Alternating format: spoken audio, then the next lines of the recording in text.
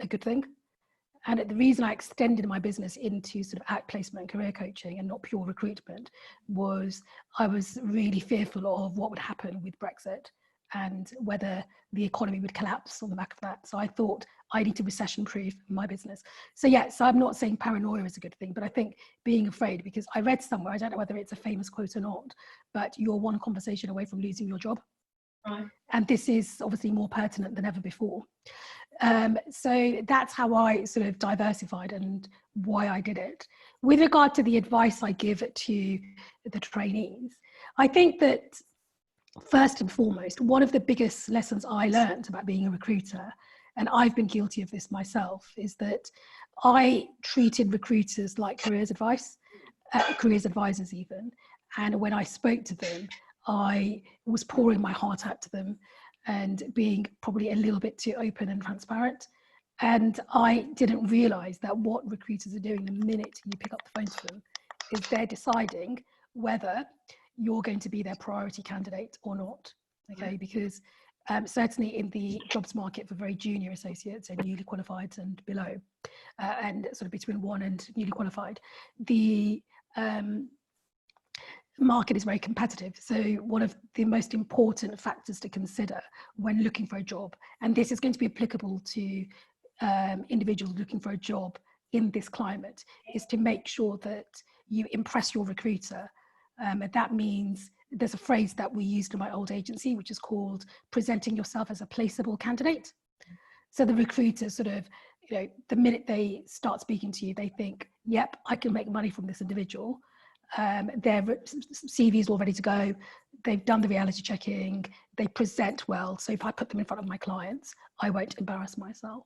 So it's that side of things, but also another key element to searching for jobs in a difficult market is tapping into the hidden jobs market. Yeah. So looking for roles that haven't yet made it to the recruiter's inbox, and trying to sniff those out. But that means using your network.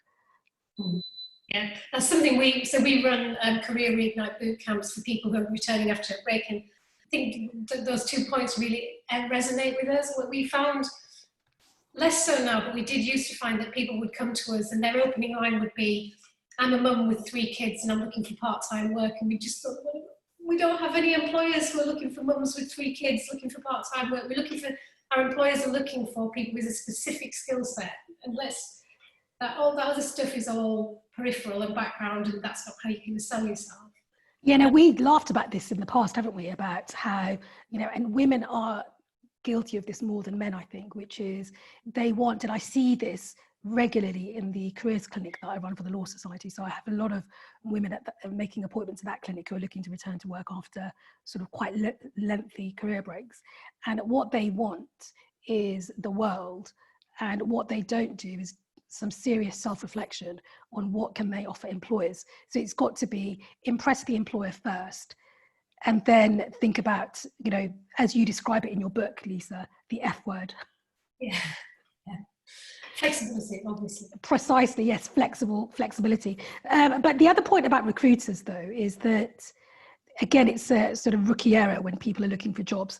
It's certainly in the legal sector, and I don't think this is as applicable in other industries.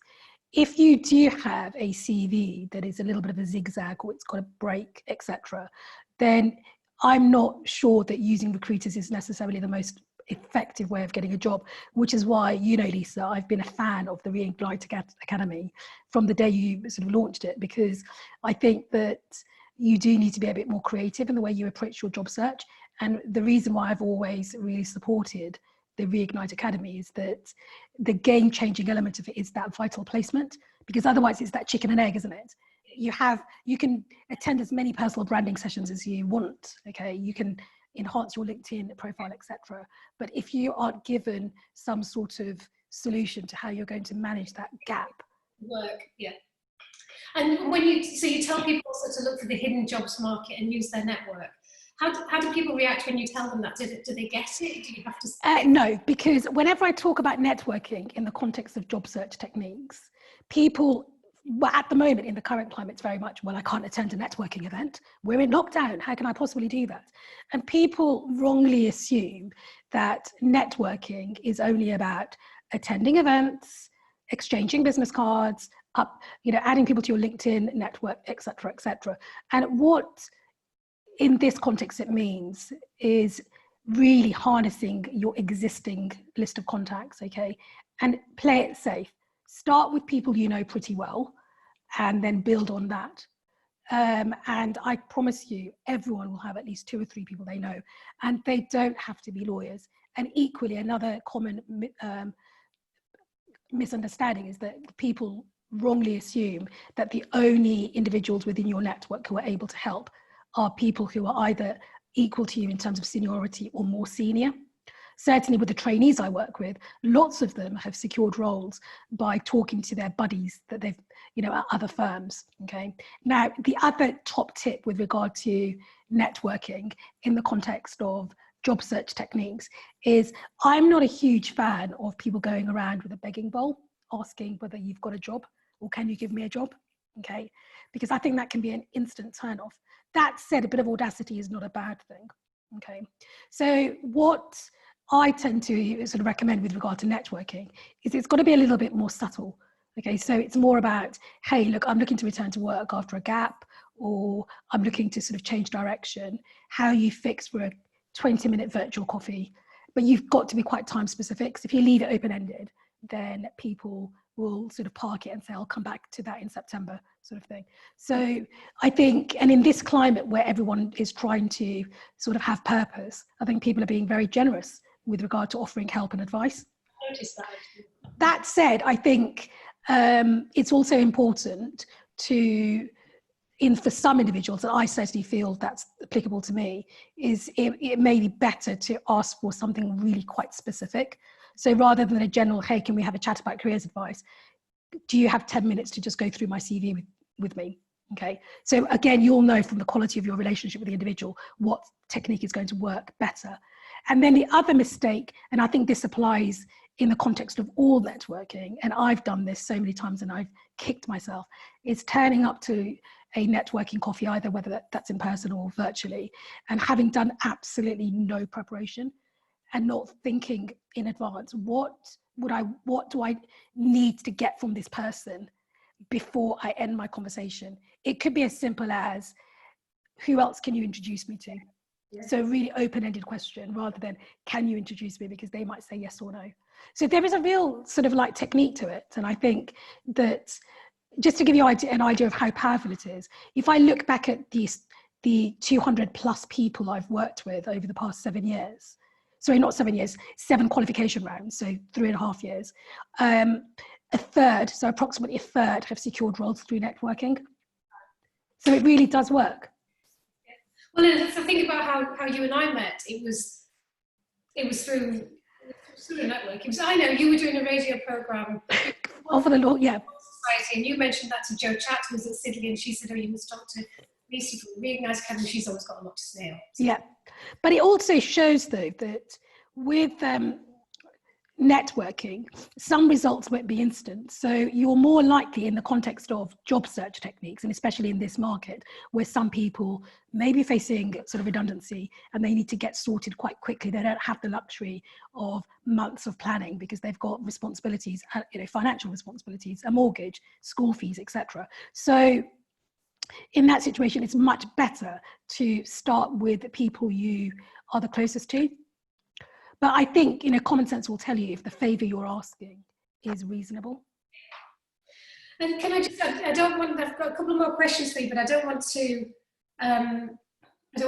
leave this interview without asking you about Black Lives Matter. You wrote something I thought was quite powerful on LinkedIn as a member of yeah.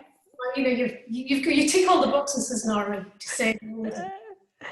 But I tick all the boxes and, I'm obviously deeply passionate about it. But the reason I wanted to write something, firstly, because I think we should all speak out about what's happened, because I think it's disgusting. Could you give us a little summary of the key points? Yeah, so the angle I went for is quite interesting, which is about and it's really to do with conversations I have with professionals through my work, which is how some sort of BAME individuals I speak to still feel that despite all the efforts that firms are making, or banks, law firms, etc., that it all just still feels ever so slightly fake. And the reason being is because there's one rule for them at work, which is we all need to integrate and be diverse. And then another rule for them at home, which is we're going to just live in our little sort of middle class bubbles. Okay.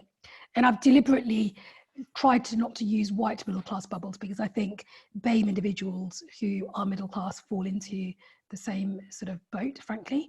So it was, for me, it's about being authentic at home and at work, so that you make just as much effort in your local communities, and so on and so forth. So I'm not in any way suggesting that you pluck your kids out of the best school in your area and then get them to go and attend an inner city school, because we all want the best for for our children, etc. For me, it's more about having sort of honest conversations with your children. It's about potentially getting them involved and interested in other activities, whether that's volunteering, etc., so that it's not just tokenism, but it's really helping them to develop a deeper understanding. Because I appreciate that it's hard to just throw yourself in an environment that's more diverse and then everyone just becomes friends overnight, but it's being more open-minded to that. Yeah. And my daughter, actually, she's white middle class, goes to a nice private school, but it is pretty ethnically diverse. And she berated me the other day, actually, because I had been sitting on my hands. I didn't know what to say, and I thought, I don't think I'm in a position to say anything, so I hadn't said anything or written anything.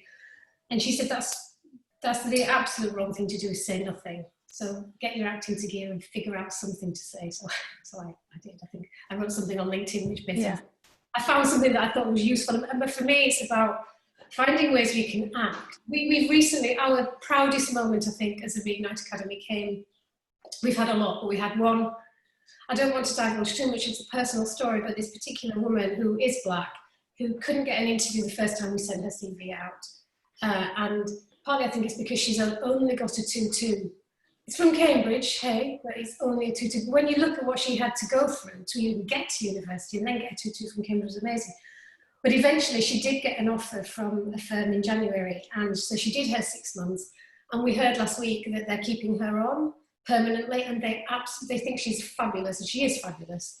And she's a single mom with 2 young children who, when lockdown happened, couldn't work at all, so didn't have, had 3 months into her 6-month placement, had to stop work, and was really concerned that she wouldn't be able to get a permanent offer at the end of 6 months, because she was going to not be able to prove herself. But the firm were just fantastic, and they deliberately, they looked beyond the 2-2, and they looked at the person and the history. And we're really proud of that. So we're sort of thinking the more we can do that, the more we can advocate that firms should look to include people rather than find reasons to exclude them. Was like, you go to the right university. Well, there's lots of reasons why Black people. But I think from my perspective, when it comes to sort of diversity and inclusivity, a lot of focus is placed on recruitment. The plan is we want to get more females to apply, we want to get more BAME candidates, etc.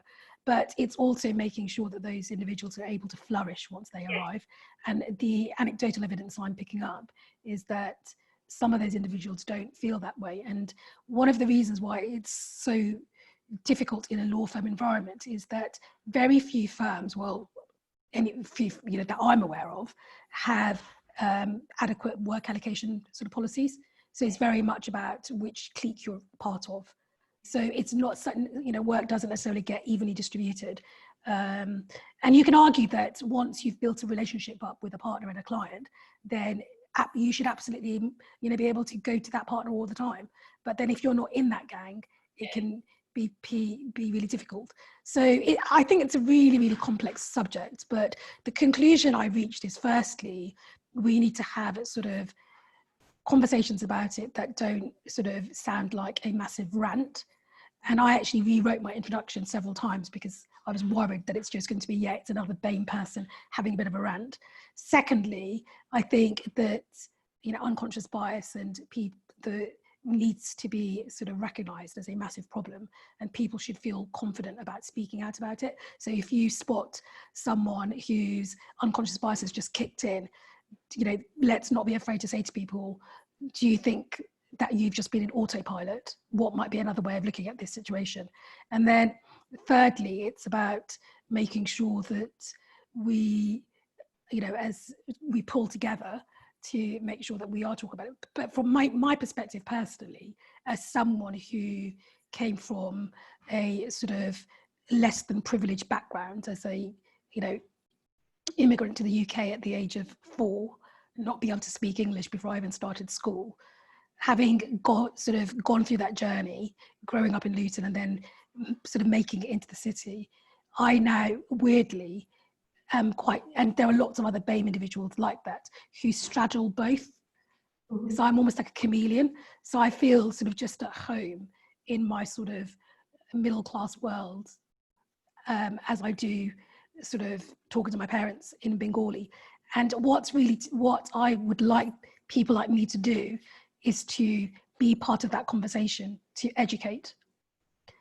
And that's hard. That's not as easy, because when you're desperately trying to fit into that sort of middle class environment that prevails within a professional organization, then some people do feel that they can't bring that past with them, that they almost have to sort of pretend that they were someone else. And I experienced this directly myself. I was embarrassed about my background. So you can see how you suddenly start feeling you need to cleanse yourself from your background. You need to fit in. And can I, I'm conscious of time, can I ask you just finally I know you're on to the next bit of reinvention now. What's next?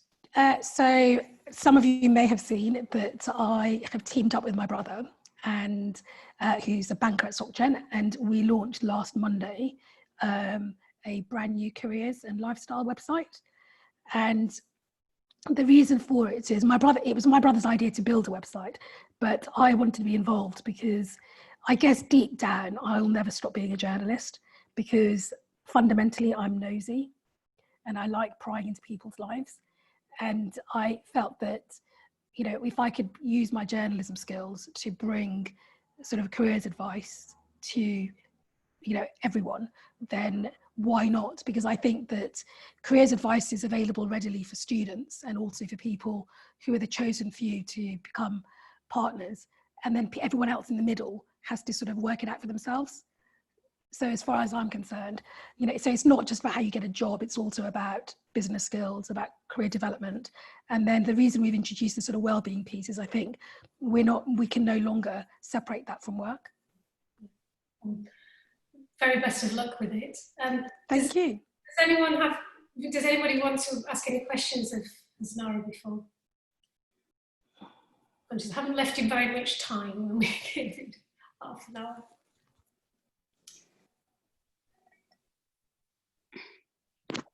Okay, cool. I tried desperately to make some notes whilst I was also listening. So I'm gonna write a bit of a piece on some of those top tips, Husnara, because I thought they were really, really interesting. I think the point you make about sticking to your strengths, knowing your value, making sure you're not complacent about money when you're making those pivots is really, really interesting. And the points you make, I think particularly in this market, thinking about if you've got to go and get another job, how do you approach the market, and really being commercial and focused about that. My dog was just going to be, she's not. So thank you very much. Julie, is there anything you wanted to say just before we close? No, thank you very much for getting me involved. And I think that, the final point when it comes to sort of reinvention and changing career direction, whether it's forced or something you're choosing to do, is, and again, I think you raised this really brilliantly in your book, Lisa, is to really separate the sort of self-limiting beliefs, that little voice in your head that's telling you that you can't do things, versus what is the sort of real situation outside. Because for me, the most effective way of making decisions is to make sure that it's evidence-based. And especially if people do end up sort of losing their jobs or they're struggling to get back into law, the temptation is to go off and do something on a whim without thinking it through properly. So that would be my final piece of advice. I think that's really important. I think we can all read those headlines. I mean, BP have just laid off 10,000 people, the recession to end all recessions. There's so much bad news around. It would be easy to take all that on board and just feel frozen. And actually, we don't need to be frozen. We do have options. All of us have got some agency in this. And, yeah. Especially when you're as old as I am. You've got lots of experience. Brilliant. Thank you so much, everyone. This is going to be a regular Tuesday thing. And Todd, who's here, is our next guest, who also has had to reinvent herself lots of times, and was one of the participants that kind of first Reignite Academy program, and is now leading the charge, presenting to clients and selling things, getting fabulous feedback from managing partners. But what she'll talk about is not just pivoting her skills during a recession and having to think about moving from one sector to another, also how resilient you have to be in making those changes, and it doesn't happen overnight, and you have to sometimes dig quite deep to make sure that you come out the other side. Is that fair, Anne? Is that good? Sorry, just unmuting myself. Yes, I hope I can live up to that, Lisa. I'll remind you. Good. Fabulous, everyone. Thank you so much for joining, and I'll send out links for the next session. Thanks, everyone. Thank you. Thank you.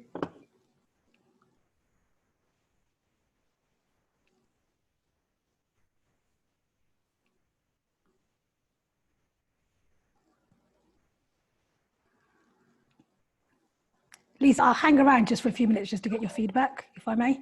Yeah, that'd be fabulous. Okay. My screen's gone really weird. Oh, I'm doing most of what's. I can hear